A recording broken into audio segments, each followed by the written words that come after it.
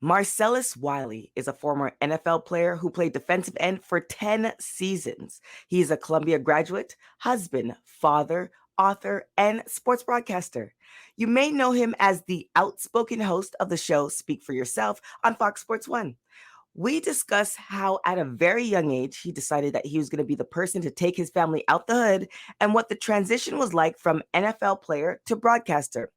Life as a host ain't easy, and Marcellus joins Peaks and Valleys to talk about it right now. They say it is the darkest before the dawn.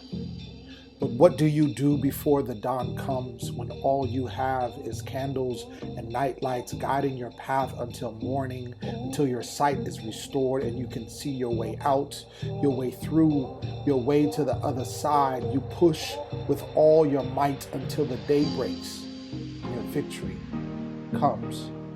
This is Peaks and Valleys with TK Trinidad. Woo! All right, folks.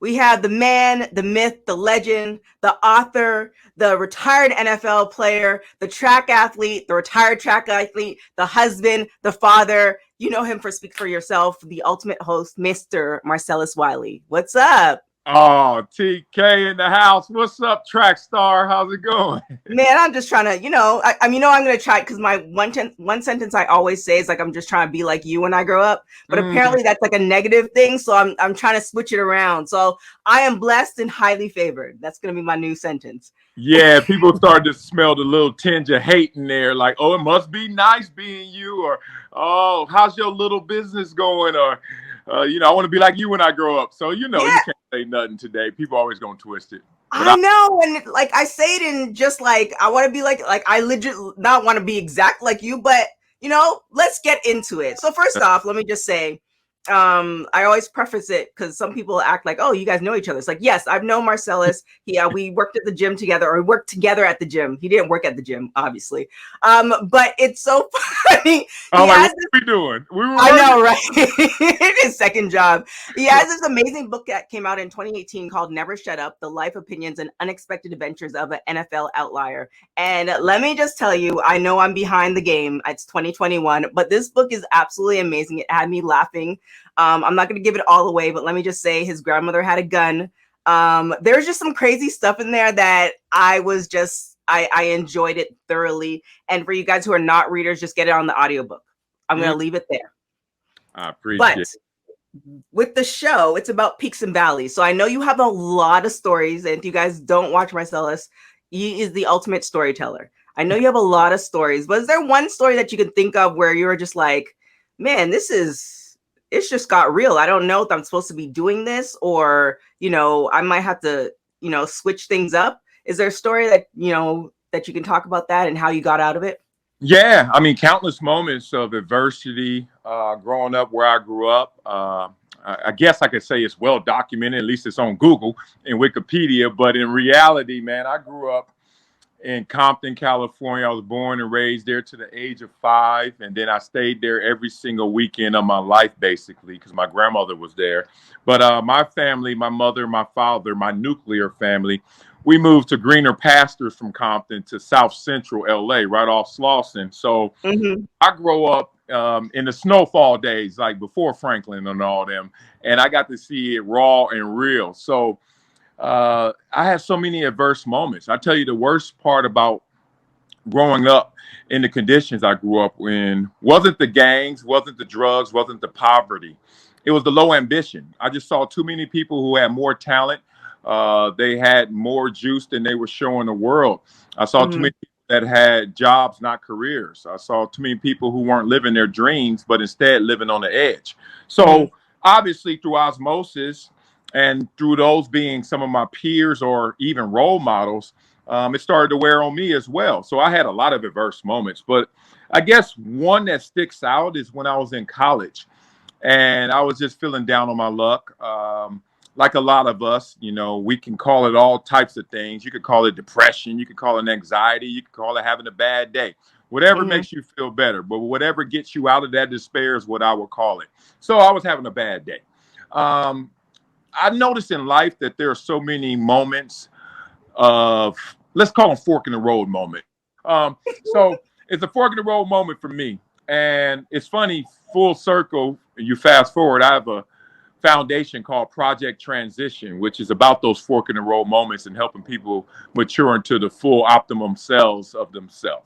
So I'm at one of those moments. And I remember talking to my football coach at the time at Columbia, Joe White. And I'm just telling him my story, but my story is full of lemon and he's going to make it lemonade. And he kept listening to me.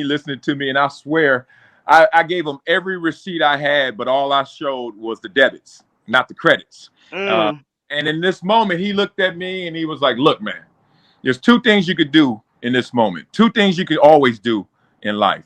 Either get bitter or get better. Now, when he gave me that definition and that disparity, and more importantly, that dichotomy, I immediately imagined getting bitter and going forward and continue to blame circumstances, the externals, my neighborhood, my coaches, my teachers. And then I said, let me imagine the better, which means I actually take self-responsibility and I just make it happen. Like, I don't care what my mama did. I don't care what my daddy did. I don't care what anybody's done to me. I know what I want to do. And in that moment, it helped really define and give me clarity as to what road to travel, and always to travel, at least in mindset. You're always going to face adversity. You're always going to face some ills, but how do you respond to those? So that was probably my greatest clarity moment in terms of response. And so now when anybody and everybody or anything comes my way, trust me, Joe White pops up in my head, bitter or better. And trust me, I keep on smiling and trucking. Now, I'm not even gonna, I hate when people put themselves on the same level. So like former track athlete, I hate when people's like, oh yeah, I used to run track in high school. I hate that. But being a retired NFL player, what I do find similar is when you spend like the majority of your life in sport, you're either forced out of it or you decide to retire, all that stuff, you find yourself trying to figure out the next move. And I know you went to Columbia with the intention of, we're going to see what happens, but I'm going to make this decision. But when it was all over, I know you kind of talk about it in your book, but can you talk about like that feeling where like, all right, I'm here, I'm retired. What am I going to do now? Yeah, another transitional moment, another moment of transition for me. I have a huge belief in myself, and I don't have anything to compare it to because I can never jump into the body of someone else and know what their communication is in their inner dialogue. But I will say my cheerleaders are big. They got huge pom-poms, and they yell a lot, and they yell very loud. And I'm not a cocky dude. I keep it all within myself. It stays in this arena between my ears, but trust me, they going hard for me every single day, every single way. So when I was approaching retirement, on the outside, it looked a little scary. It looked like, whoa, what's going to happen? What's next? But I always got an inner belief that it's going to work itself out. I just got to stay dedicated, focused, and disciplined on the road ahead. So I didn't necessarily know what I was going to do, but I knew whatever I was going to do was going to align with my passion, which would activate my acumen. So it turned into being a broadcaster. It turned into me translating the game with passion that I love so much.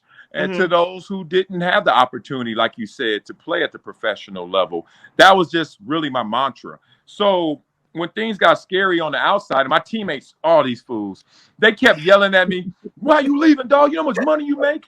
Oh, your highlights in life going to be behind you, not in front of you. Ain't nothing else out there better than this, homie. And I was like, look, bro, I don't have the answer to all of these statements and questions y'all throwing my way, but I know that whatever I'm going to do, trust me, if I'm doing it, I'm going to get after it. And it was just that simple. So I walked out on faith. And the faith wasn't of the external. It was in the internal. So I'm big on inner power. And I think that message gets lost in translation a lot in this world because everybody in this world is looking for a group or a posse or some hope or a politician, system or the government. And man, look, I done been at the bottom and I'm somewhere closer to the top, not at the top. But let me tell you what I learned on that journey. Ain't nobody giving you no handouts. Ain't nothing coming your way. They'll forget about you as fast as they'll remember you if you make them remember you. Definitely. Yeah, we're all replaceable to a lot of folks. Now, even reading your book, and I had this conversation with somebody about this the other day. Like, what in your life as a child got you to that mindset? Because again, I'm going to give a little bit about the book. You were talking about how you're younger and your sister was talking on the phone. You're like, everybody's just talking on the phone. And you were young when you discovered that, and then you realized that you were going to take it on yourself to bring your family out of the hood. So like, what was that? Your grandmother? Was that religion? Like, what do you think kind of got you into that mindset? I think it was a gumbo of all those things. Like I had a sister that made me daring. I had a grandmother that made me courageous, and they're different. My sister made me say, "Go do it. I got your back." My grandmother said, "It don't matter what you do. You good." And it's a little bit of a difference. Then I had a father who was so principle based. My daddy don't give a damn about who did what. He just want to know what's right and what's wrong. So if I was in the right, my daddy had my back. If I was in the wrong, my daddy would take me to the judge. He didn't give a damn. So I learned principles. My mom, I describe my mom as this. If you go to the store and buy a coloring book, the outline is my dad. He's the principal. He's what the shape is. My mom is the crayons. She's the one that colors me in with the emotions, the life, being vibrant, everything. All of my energy, emotional content comes from my mama. Big mama's boy. Rest in peace, mama. So I'm a gumbo. I'm just a piece of that. All of those people, Voltron together. But what I am, if I had to say I had a superpower, is I'm very mindful. Even as a little kid, I saw my uncles who was gangbanging. And I didn't even know what gangbanging was. I didn't know what gangsters were. I just knew my uncles wore blue all the time. They had rollers in their head. They had these cars that everybody was like, I want. Every girl liked them. House, blah, blah, blah. They winning. But I also noticed when they came in the house, they wasn't so tough. My grandma had them in check. I used to see them cry. I used to see them emotionally in turmoil. I used to see them hurting. I used to see them be powerful on the outside and weak on the inside. And I got to get behind the veil. So I realized, oh, that gangster life ain't fresh as y'all think it is on the outside. So for me being mindful, I knew I had to put my cape on. And I literally at 7, 8 years old said, I'm gonna have to save this family. It ain't because my mama is not a great student. My mother was a straight A student, had 2 kids at the age of 17 and 19, and committed herself to her family and raising us. My father was a postal employee who grew up picking cotton in Tyler, Texas for the summer. So I was just mindful of my parents have run the relay. They've given me the baton. They have focused, stayed in their lane, and dedicated their life to me and my upbringing.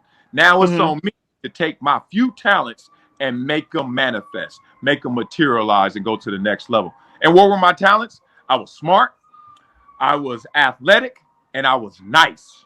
That's it. That's all I did. They gave me all the ingredients, and all I could add was I'm smart, athletic, and nice.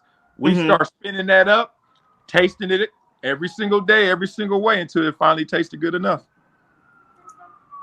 Man, I don't even. Y'all just need to go and read the book, because even the story with your dad, that's a whole nother. That's a whole. I don't even want to give it away. You guys just need to read it, because that's a whole story. That's a whole story in itself. I almost feel like you need to do a book on your dad, because what his thought process was. But yes, my dad is looking at this world today and just shaking his head. He's 73 years young, and he just looks around and he's like, wow, things have really changed. And it's funny because the overt pain that he had to deal with and was inflicted on him in his life and his circumstances really give me perspective. And with that perspective, I walk strongly and I walk with no fear. And I think what I'm noticing right now is 2 things that always stick out. My grandma used to always say this. She was like, most people don't make it because they're scared. And then the rest of dumb. So it's so funny. I'm looking at what's worse today is I see a lot of dumb, scared people. Like they've combined forces.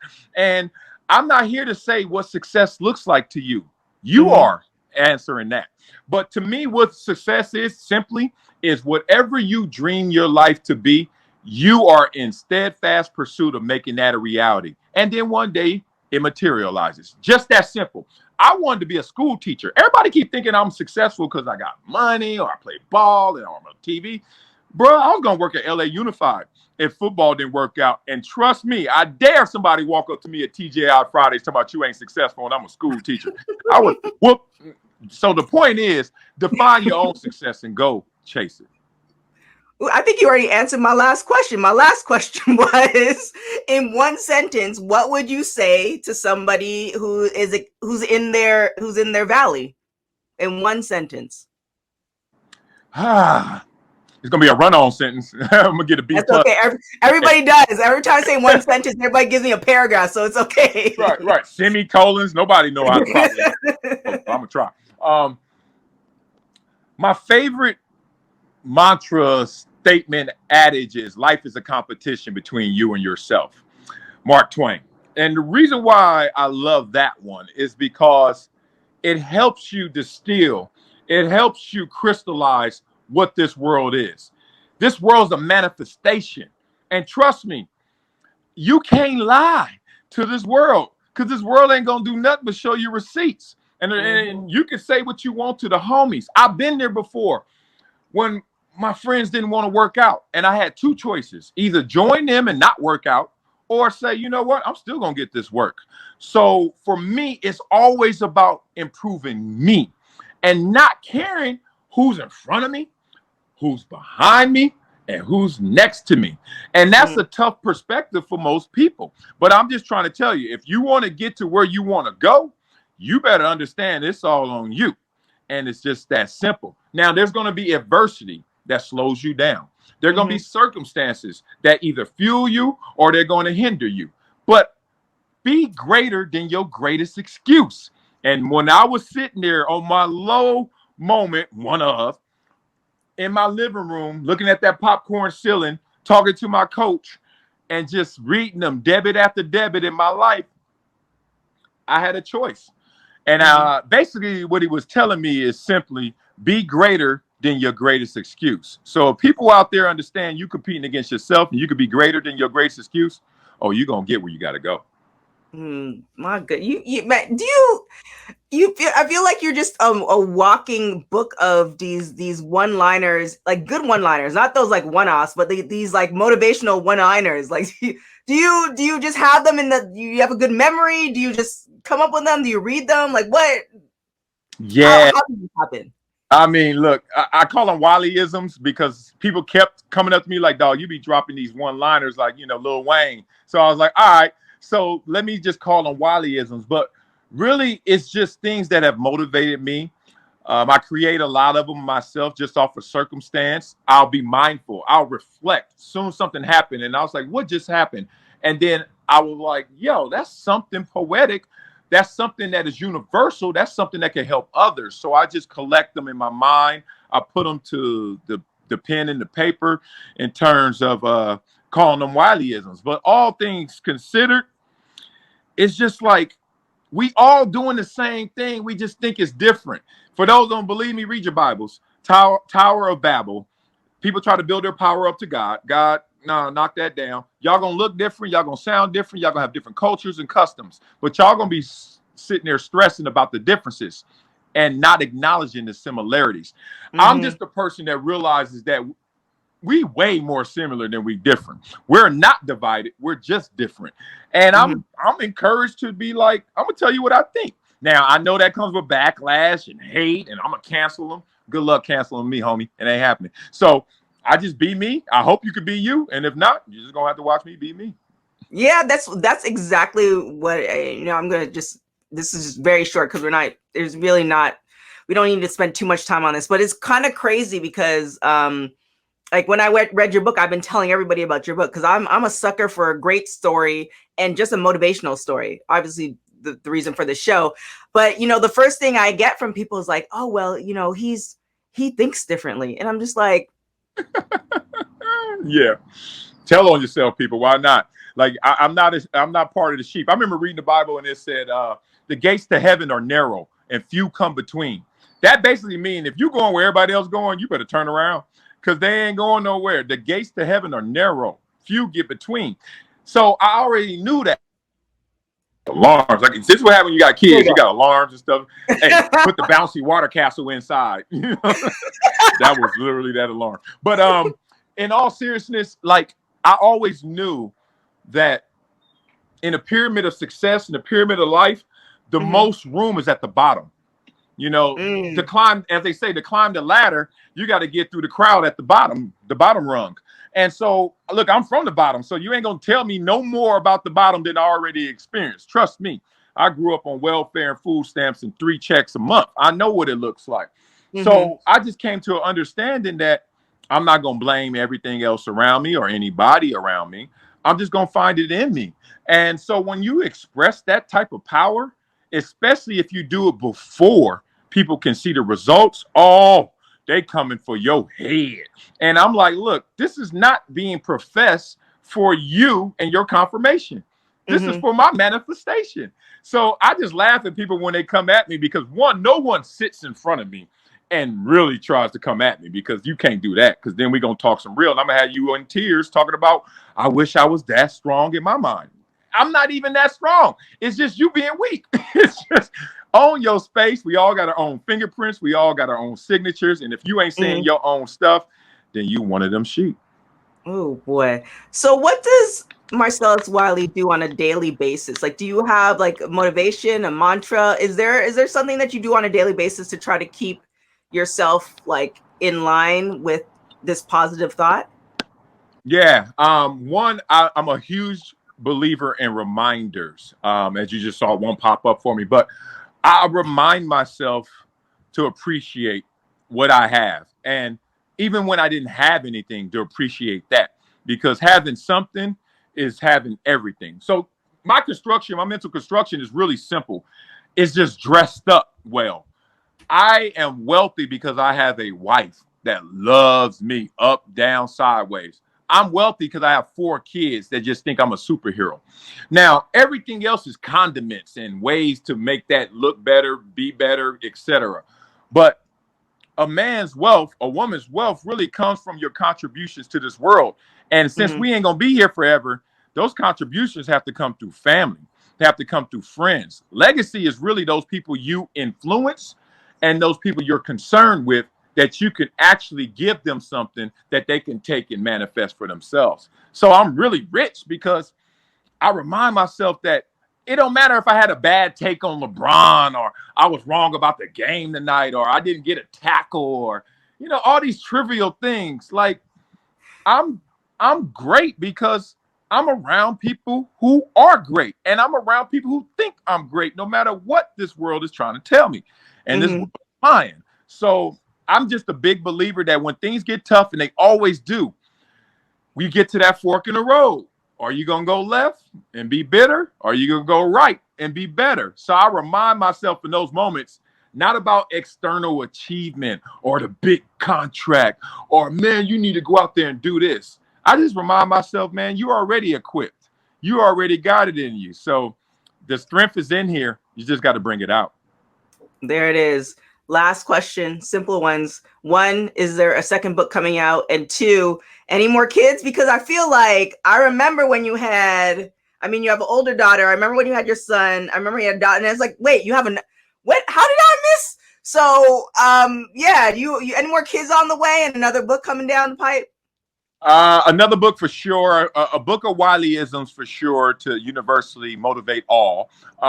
Another book about life, a little deeper level for sure, with a little different focus. In terms of kids, hell no. My wife finally said nope. I said nope with her. It was so funny. We both looking at each other, still in this mindset of yeah, yeah, yeah. We looked at each other like we good. Like we had a baby during the pandemic, little Olivia, and she went through it. She didn't even know what people were. Like when it finally started opening up, she thought Right. everyone was a gardener. So we going around, she's just looking at people like they gardeners. I'm like, nah, that's just the only people you've ever seen, the gardeners. Wow. So nah, we good over here. We got our squad right here. We got our Our 5 track plus team. 1. We got a relay plus a couple alternates. We ready. I like it. Thank you so much. Keep doing what you're doing. I can't wait for the next book. I'm gonna be on it now. Like I kind of, the audiobooks is everything, but I mean, I am so happy that because I had it in mind to read it, and I'm so glad that I got on this audiobook training. I was like, yes. And even how you just, y'all, I can't even say, and I don't big up people like that. Like, I legitimately read the book and I was texting Marcellus the whole time. I'm like, Yes, we were. so thank you so much. It's it really speaks to somebody like yourself who's humble enough to, you know, do this show for one, but you've done so much. Like, you took me around to ESPN, and I mean, it's just one of those things that you don't have to do it. And then after reading the book, I didn't realize you did all these other amazing things like MTV Cribs and all this other stuff. I mean, you know, and it was just like, you didn't have to do it. So I really appreciate it. And, you know, that is definitely true testament of who you are as a person. Thank you so much. I appreciate it. All right, people out there, stop playing. Stop playing. I don't want to hear it. I want to see it. Don't tell me something you can do. Let's go get it, y'all. That part. Merci beaucoup. Peaks and Valleys is produced by Josh Rodriguez and TKO Productions. Spoken word and voiceover is done by yours truly, Lem Gonzalez. Thank you for listening, and remember, after the darkness comes the dawn.